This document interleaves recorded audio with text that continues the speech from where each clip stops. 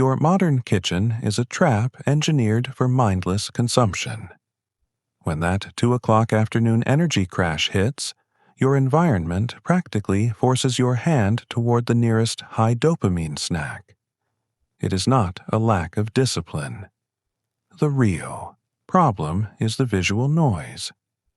Overflowing pantries, crowded countertops, and open shelves are hijacking your attention and driving your chronic snacking.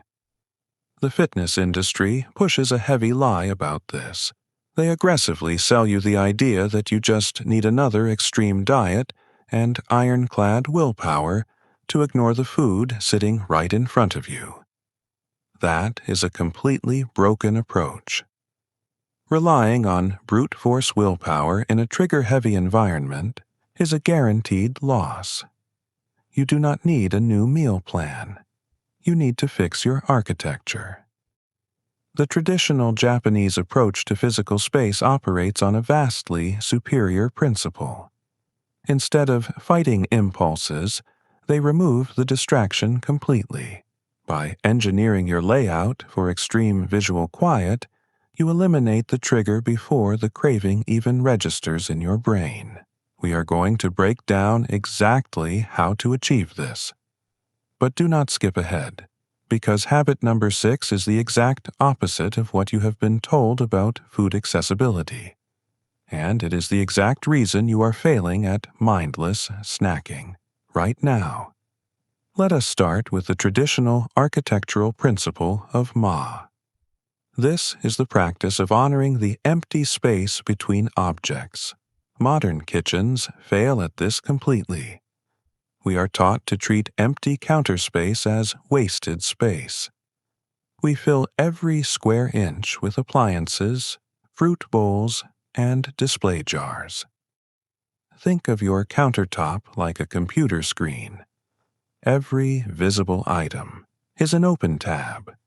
It creates a constant, low-level visual trigger. Your brain is quietly processing the concept of food every single time you walk past. Ma dictates the exact opposite. It insists on leaving surfaces intentionally bare. This is how visual quiet is restored. You remove the distraction completely before it ever becomes a craving. Your action step is simple. Clear a designated 3-foot zone on your primary counter. Absolutely nothing is allowed to live there. Not a coffee mug. Not a toaster. Treat this empty zone as sacred. Next is the art of Kakusu, or concealment. The modern design trend of open shelving is a massive psychological mistake. Clear glass pantry doors are just as bad. They keep food constantly in your peripheral vision. Even when you are not actively hungry, your eyes are catching bright logos and colorful packaging. This maintains a constant baseline spike in dopamine. It is a slow, quiet drip of temptation. Kakusu demands a complete visual blackout. Anything edible must be hidden from casual sight. Move all hyper-palatable snacks away from open areas. Place them deep into solid, opaque bins or behind closed cupboard doors. Out of sight literally means out of mind. If you cannot see the packaging, your brain stops asking for the reward. You successfully break the visual loop of unconscious eating. Then we have Chabudai geography. This is about centering consumption around deliberate, grounded spaces. Standing at a high kitchen island or hovering by the fridge encourages rapid, unconscious grazing. You act like a machine rapidly refueling. Picture yourself walking into a minimalist kitchen area. Instead of eating on the run, you sit down. Lowering your eating posture forces intention. Ban eating while standing. Require yourself to sit down for every single calorie you consume. Use a low stool or tatami mat seating. Make eating an event, not an accident. This leads directly into Ichi-go Ichi-e for your dishware. This means treating every minor meal or snack as a singular, unrepeatable event. It requires specific presentation.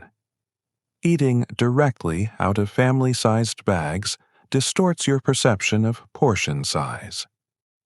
Using massive dinner plates promotes endless eating. Downsize your default grazing plate. Use a traditional, small ceramic dish. If you require a midday snack, it must fit entirely on this single saucer. No refills.